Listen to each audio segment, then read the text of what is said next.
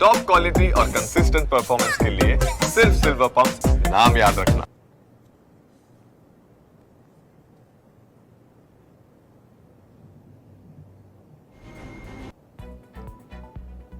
गुजरात गौरव दिन 1 મે 2025 उपलक्ष्यમાં लोकार्पण અને ભૂમિપૂજન તથા શસ્ત્ર પ્રદર્શન કાર્યક્રમમાં આપણી સૌની સાથે મંચ ઉપર ઉપસ્થિત મારા સાથી મંત્રી શ્રી કુબેરભાઈ ડિંડોર, ગુજરાત વિધાનસભાના ઉપાધ્યક્ષ શ્રી જેઠાભાઈ આહિર, મંત્રી શ્રી જગદીશભાઈ વિશ્વકર્મા, પંચમહાલ જિલ્લા પંચાયતના પ્રમુખ શ્રીમતી રેણુકાબેન ડાયરા, રાજ્યસભાના સાંસદ ડોક્ટર જસવંતસિંહ પરમાર, સાંસદ શ્રી રાજપાલસિંહ જાદવ, મારા સૌ સાથી ધારાસભ્ય શ્રી સીકે રાહુલજી, જયેન્દ્રસિંહ પરમાર, શ્રીમતી નિમિષાબેન સુથાર, શ્રી ફતેહસિંહ ચૌહાણ, રાજ્યના મુખ્ય સચિવ શ્રી પંકજકુમાર જોશી, પંચમહાલ જિલ્લાના ભારતીય જનતા પાર્ટીના પ્રમુખ શ્રી મયંકભાઈ દેસાઈ, જિલ્લાના પ્રભારી ડોક્ટર ભરતભાઈ ડાંગર, પંચમહાલ જિલ્લાના પ્રભારી સચિવ શ્રી રાજેશ માંજુ, માર્ગ મકાન વિભાગના સચિવ શ્રી PR પટેલિયા, પંચમહાલ જિલ્લાના કલેક્ટર શ્રી, DDO શ્રી, પંચમહાલ જિલ્લાના ભાજપના મહામંત્રી શ્રી કુલદીપસિંહ સોલંકી, ધવલભાઈ દેસાઈ, આમંત્રિત સર્વ મહાનુભાવો, પ્રેસ મીડિયાના મિત્રો, સૌને મારા નમસ્કાર। 65મા ગુજરાત ગૌરવ દિવસની સૌને ખૂબ ખૂબ શુભેચ્છાઓ। 1 મે 1960ના દિવસે ગુજરાત બૃહદ મુંબઈથી અલગ થઈને ભારતના નકશે નવા રાજ્ય તરીકે સ્થાન પામ્યું। આજે તો વિશ્વ નેતા અને યશસ્વી વડાપ્રધાન શ્રી નરેન્દ્રભાઈ મોદીના લીડરશીપમાં ગુજરાત દેશના વિકાસનું રોલ મોડેલ બની ગયું છે। 1960 થી 2001 સુધીની ગુજરાતની વિકાસ યાત્રા અને 2001 પછીની અઢી દાયકાની અવિરત વિકાસ યાત્રા એમ બે સ્પષ્ટ ભેદરેખા આપણો વૈશ્વિક વિકાસ જોઈને સૌ કોઈને દેખાઈ જ આવે છે। આદરણીય શ્રી મોદી સાહેબે વિકાસની રાજનીતિથી સૌના સાથ સૌના વિકાસનો મંત્ર સાચા અર્થમાં ગુજરાતમાં સાકાર કર્યો છે। ગરીબ, વંચિત, છેવાડાના માનવીને વિકાસ આયોજનમાં કેન્દ્ર સ્થાને રાખીને મોદી સાહેબે યોજનાઓ બનાવી તેનું 100% અમલીકરણ કરાવ્યું છે। આપણે વિશ્વભરમાં ગુજરાત ગરવા ગુજરાતી તરીકે ઉન્નત મસ્તકે ઊભા રહી શકીએ છીએ તેવો વિકાસ મોદી સાહેબના નેતૃત્વમાં પાછલા અઢી દાયકામાં થયો છે। આદરણીય મોદી સાહેબે જન જનને વિકાસમાં જોડી જન ભાગીદારીથી વિકાસ કેવો હોય, કેટલા સ્કેલનો હોય તેનું દ્રષ્ટાંત દેશ અને દુનિયાને પૂરું પાડ્યું છે। આપણે આપણા રાષ્ટ્રીય પર્વ અને ગુજરાત સ્થાપના દિવસે જેવા ઉત્સવોને પણ જન ભાગીદારીથી વિકાસ પર્વ બનાવ્યા છે। વડાપ્રધાનશ્રીએ ઊભી કરેલી એ જ પરંપરાને હું અને મારી ટીમ પણ આગળ ધપાવી રહ્યા છીએ। આજે એ પરંપરામાં વધુ એક સોપાન પંચમહાલ જિલ્લાના આંગણે 65મા ગુજરાત ગૌરવ દિવસની ઉજવણીથી સર થયું છે।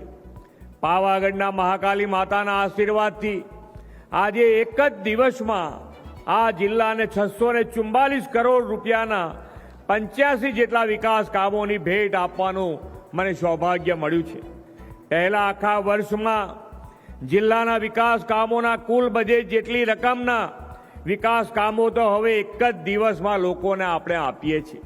આદરણીય મોદી સાહેબે શિક્ષણ, આરોગ્ય, વીજળી, પાણી, ખેતી, ગ્રામ વિકાસ અને રોડ રસ્તાના વિકાસનો ખૂબ જ મજબૂત પાયો નાખ્યો છે। આપણે એમના દિશા દર્શનમાં આ બધી જ માળખાકીય સુવિધાઓ સાથે વર્લ્ડ ક્લાસ ડેવલપમેન્ટની રાહ અપનાવ્યો છે। આજે હાલોલમાં રૂબાબીન કંપનીના લિથિયમ આયન બેટરીના રીસાયકલ પ્લાન્ટનું ઉદ્ઘાટન થવા જઈ રહ્યું છે। વડાપ્રધાન શ્રી નરેન્દ્રભાઈ મોદીએ पर्यावरण अनुकूल અને ઝીરો વેસ્ટ મેનેજમેન્ટનો જે વિચાર આપ્યો છે તે અહીં સાકાર થવાનો છે। શ્રી મોદી સાહેબના દિશા દર્શનમાં make in India make for the વર્લ્ડની ઇકોસિસ્ટમ ગુજરાતમાં વિકસી છે. એ દિશામાં હજુ ગઈકાલે જ જર્મનીની કંપની ટુઝલર દ્વારા સાણંદમાં ટેક્સટાઇલ ઉદ્યોગ મશીનરીનો પ્લાન્ટ કાર્યરત થયો છે. આ પ્લાન્ટની વિશેષતા એ છે કે આખા વર્લ્ડમાં આ કંપની દરેકે દરેક દેશમાં છે. એ યુએસએમાં હોય, ચાઇનામાં હોય કે બીજા દેશમાં હોય, પણ સૌથી મોટો અને લેટેસ્ટમાં લેટેસ્ટ પ્લાન્ટ ભારત અને ભારતમાં પણ ગુજરાત રાજ્યમાં કાલે અહીંયા આગળ શરૂ થયો છે. એ આપણા માટે ગૌરવની વાત છે. ગુજરાતના પૂર્વ ભાગમાં વસેલા આ જિલ્લાના શહીદ અંબાજીથી ઉમરગામ સુધીના આખા આદિવાસી બેલ્ટમાં વનબંધુ કલ્યાણ યોજનાથી મોદી સાહેબે આરોગ્ય સુખાકારી પણ નવા દ્વાર ખોલી આપ્યા છે.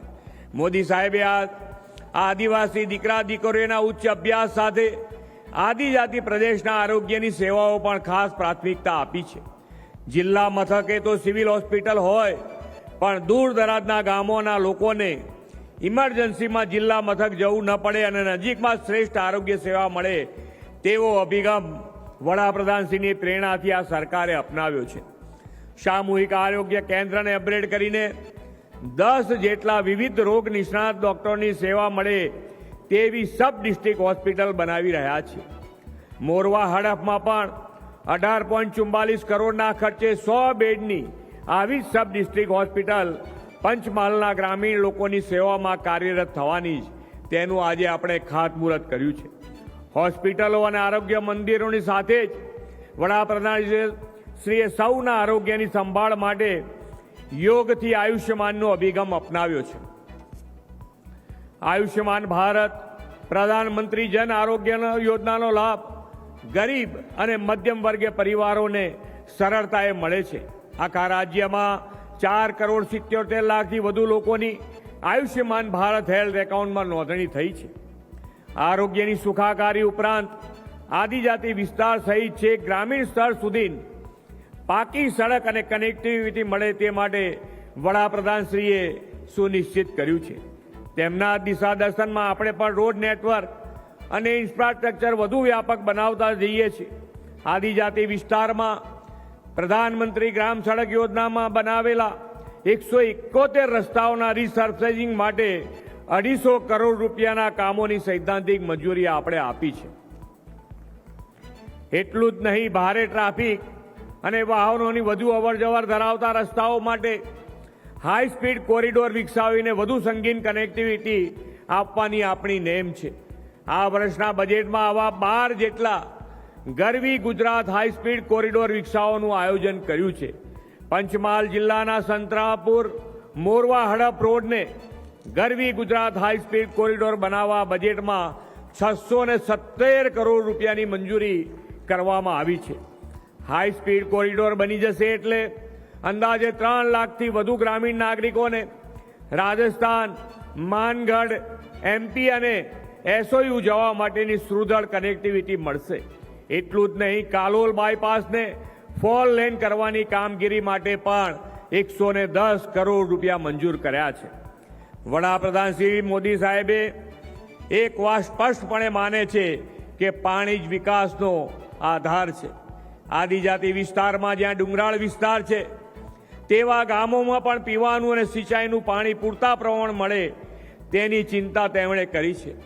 આવા વિસ્તારોમાં લિફ્ટ ઇરિગેશનથી પાણી લિફ્ટ કરીને ઊંચાઈવાળા વિસ્તારોમાં પહોંચાડવાનો આયામ તેમણે અપનાવ્યો છે. આ જિલ્લાના 9 ગામોમાં 13 તળાવોથી પાનમનું પાણી 1250 હેક્ટર વિસ્તારમાં પહોંચાડવા 31 કરોડ રૂપિયાના કામોનું આજે ખાતમુહૂર્ત કર્યું છે. વડાપ્રધાન શ્રી મોદી સાહેબે રાજ્યનો કોઈ પણ વિસ્તાર સર્વગ્રાહી વિકાસથી બાકાત ન રહી જાય તેનું ફૂલ પ્રૂફ આયોજન કર્યું છે. આપણે એ આયોજનને તેમના દિશા દર્શનમાં તેજ ગતિએ આગળ ધપાવીને વિકસિત ભારત 2047 માટે વિકસિત ગુજરાત બનાવવું છે. વડાપ્રધાનશ્રીએ ભારતને 2047માં વિકસિત રાષ્ટ્ર બનાવવાનો સંકલ્પ કર્યો છે. તેમાં આદિજાતિ સહિત સૌના સર્વાંગી વિકાસને પ્રાધાન્ય આપીને ગુજરાતનો વનબંધુ સમાજ પણ અગ્રેસર રહે તેવો તેમનો નિર્ધાર છે. વડાપ્રધાનશ્રીએ વિકસિત રાષ્ટ્રના નિર્માણ માટેના 9 સંકલ્પો આપ્યા છે. એ 9 સંકલ્પો આપ જાણતા હશો, પણ 2-3 સંકલ્પો કહું તો કે ભાઈ જેટલું વરસાદનું આપણે જે પાણી વાપરી રહ્યા છે, ભવિષ્ય માટેનો પણ આપણે એનો ચિંતા કરવી જોઈએ કે આપણે જે પાણી વાપરી રહ્યા છીએ ભવિષ્યમાં પણ આપણી આગળની પેઢીને મળતું રહે. એના માટે વરસાદનું ટીપે ટીપું પાણી કેવી રીતે બચાવી શકાય એ અંતર્ગત કેચ ધ રેઇન અંતર્ગત પાણી બચાવવાનો સંકલ્પ પણ આપણે કરવો જોઈએ. જે પ્રમાણે અત્યારે ગરમીથી માંડીને વરસાદ પણ જે રીતે પડી રહ્યો છે એ પેટર્ન બદલવી હશે તો એના માટે પણ ગ્રીન કવરેજ વધારવું પડશે. આપણે ગ્રીન કવરેજ વધારવા માટે એક પેડ માં કે નામ અંતર્ગત દરેક જણ એક ઝાડ ઓછામાં ઓછું વાવે. વધુ જેટલા વાવવા હોય એટલા વાવે, પણ એક ઝાડ તો જ્યાં જગ્યા આપણને મળતી હોય ત્યાં એક ઝાડ અવશ્ય વાવવું જોઈએ. અને આપણા સ્વભાવમાં આપણને સ્વચ્છતા ગમી છે તો આપણે આ સ્વચ્છતા આપણા સંસ્કારમાં પણ લાવીએ અને આપણે સ્વચ્છતા માટે આગ્રહ અને દુરાગ્રહી બનીએ એ આપણા રોજિંદા જીવનમાં થવું જોઈએ.